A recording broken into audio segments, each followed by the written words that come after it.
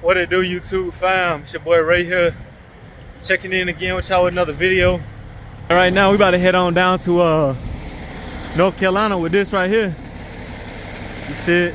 It ain't going nowhere. Just finished up my pre-trip, and we about to slide on down there.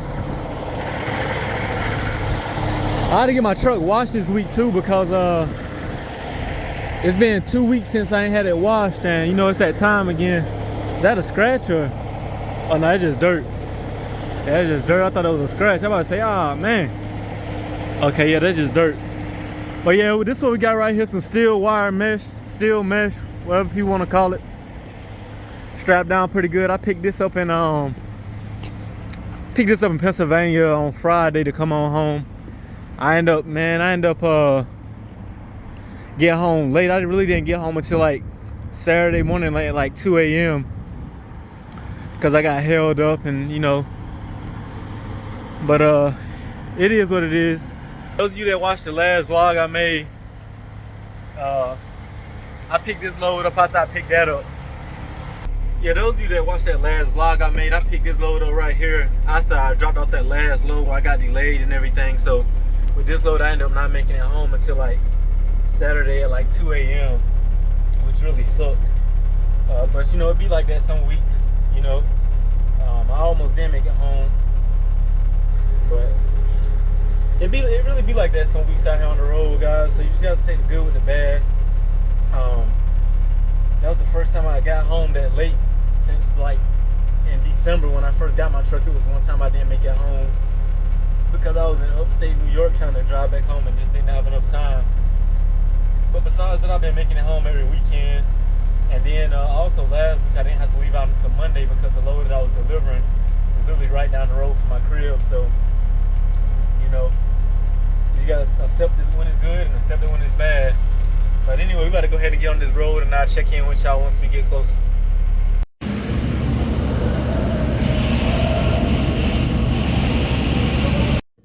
Alright, YouTube, what it do? It's your boy Ray. Right now we are at the receiver. I got here at about 9:40 last night, and I just didn't even vlog anymore because I was tired. I was ready to go ahead and call it a night. Could have got here at like 9 o'clock on the dot, but I stopped and got my truck washed. So that took about 20 minutes out of my time. It's a little chilly out this morning too. It's a nice North Carolina chill though. It ain't too crazy. But yeah, I stopped and got my truck washed on up. As you see, she good. She shining now. She ready for this good old new week we got ahead of us. Yes, sir. Y'all see her. It just dust about to mess it up though as soon as I drive through these dust slots. But we about to go on in here and check in though. It said they shipping and receiving hours is between 7:30 a.m. to 3 p.m. Right now it's like 7 o'clock on the dot, but I'm about to still go ahead on in here and try to see if I can get checked in, because sometimes these places say that, but a lot of times they open a little earlier than that.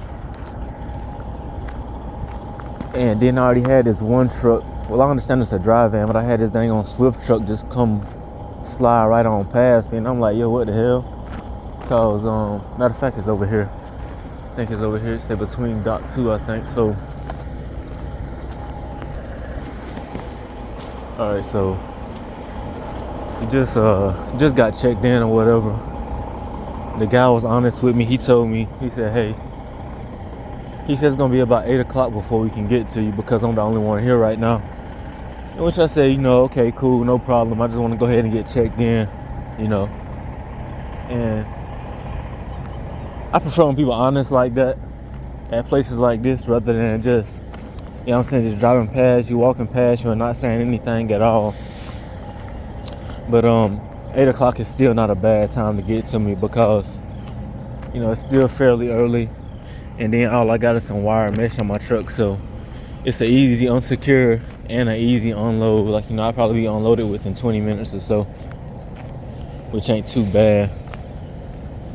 I just hit it because I woke up this morning at 5:30 because I park right here. And usually when you come to places like this that say they have parking, what us drivers will do, we'll park right in the center. And what usually happens is once they come in for the morning and unlock the gate, they'll just go ahead and let you slide on in.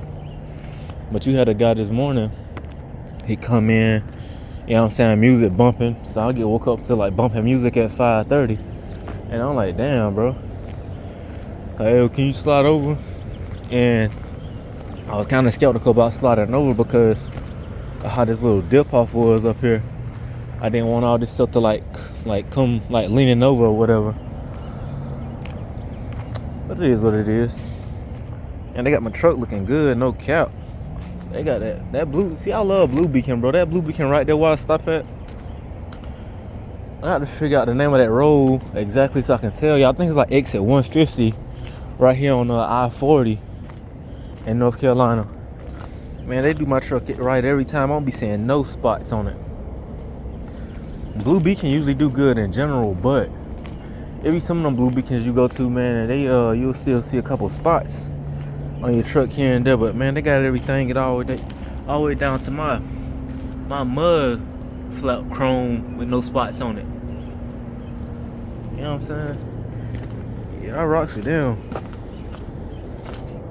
I'm gonna have to, anytime I come to North Carolina, I try to stop at that one when I can. I got a little few watermarks right there, but that's because like the water was dripping down from there. But shit, I can wipe that down with a microfiber cloth and be good. But yeah, she's looking good, y'all.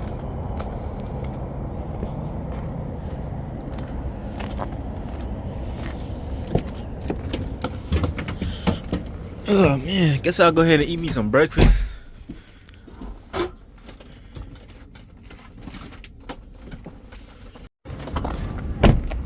Alright guys, so we finally unloaded. Finally got everything off the truck. And just got my next load. I think I sat probably about 20-30 minutes or so before I got my next load. And today we have a 130-mile bounce to pick up the next load. Which equates to about 2.5 hours to the next pickup, and then we got to drive to I think it's like Hagerstown, Maryland, to drop off. And the receiver don't have parking, so I'm gonna have to find somewhere to park at tonight. I guess today one of those days. I was hoping to get something that like with a closer bounce, because I hate bouncing so far to pick up a load. Because think about it, by the time I do a 2-hour bounce, like a 2.5-hour bounce to where I gotta pick up from, a 2.5-hour day ahead, that puts me at around it's 10 o'clock right now, and I gotta stop and get fuel. So 2.5 hours plus a fuel stop, you're looking at it's gonna be about 1 o'clock before I get there and get checked in. And then I'm sure around that time, then, you know what I'm saying, the employees, they gonna be on their lunch breaks or just come back from lunch. Things gonna be going kind of slow. So I'm anticipating it's probably gonna be about 4 o'clock before I'm even leaving out of that shipper today. So looking like it's gonna be pretty late one today, but check back in with y'all once I get closer. About to go ahead and hit this road and get this deadhead knocked out.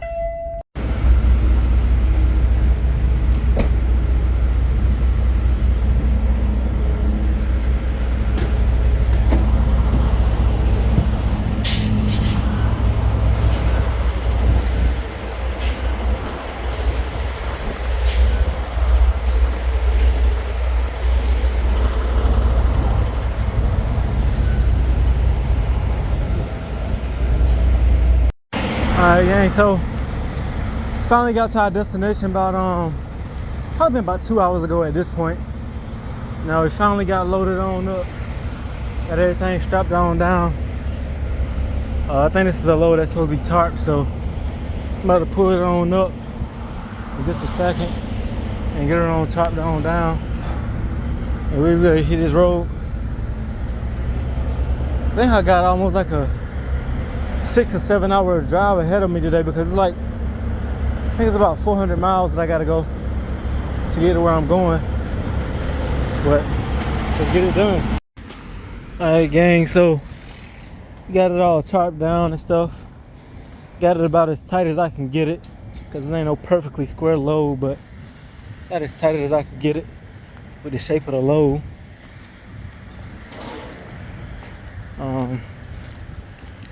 Yeah, she looking pretty good. I'll give me some new tarps, man, because this thing right here is really starting to irk my nerve for real, because I can't hook to it and pull it back like I need to, because you got the seam on it that's torn right here and right here, so I can't put anything to pull that back. So it's nice and tight right here for now, but as soon as I get down the road and that wind hit it, it's gonna be flapping a little bit. I don't patch these tarps up as much as I can, and I don't run out of my tarp tape and tarp patches. It seems like every time I give me a pretty decent tarp or patch one up, I seem to do a trailer swap, and usually with that trailer swap is a tarp load, so I have to switch the tarps out too, and I end up getting some more bad tarps. And I'm still impressed with this shine I got going on here. Let's see how long it lasts. She looking beautiful, man.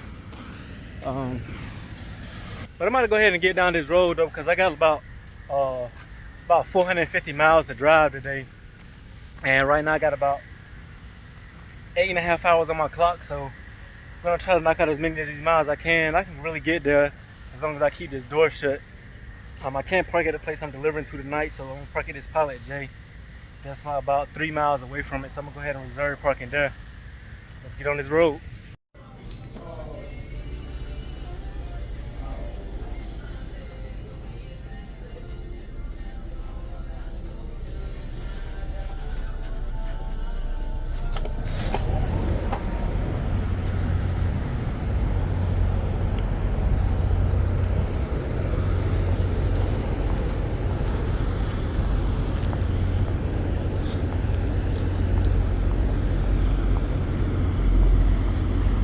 Alright, so what it do, YouTube fam?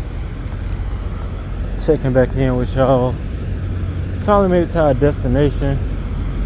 Right now it's probably somewhere around I probably guess it's probably somewhere around probably 1:30 in the morning or something like that. Not even sure if y'all can see that well. But yeah, it's probably somewhere around 1 in the morning. I got here just before midnight, and to my surprise, there was no reserved parking. Mind you, I reserved my parking as soon as I left my pickup today, because I knew by the time that I made it over here that there'd be no parking left. So that's why I reserved my spot. Pull into here, and you know what I'm saying, look, go to the reserved parking spots. There was no spots, so pull into the fuel island and go inside. And I was like, hey man, I was like, I asked the attendant or whatever, I was like,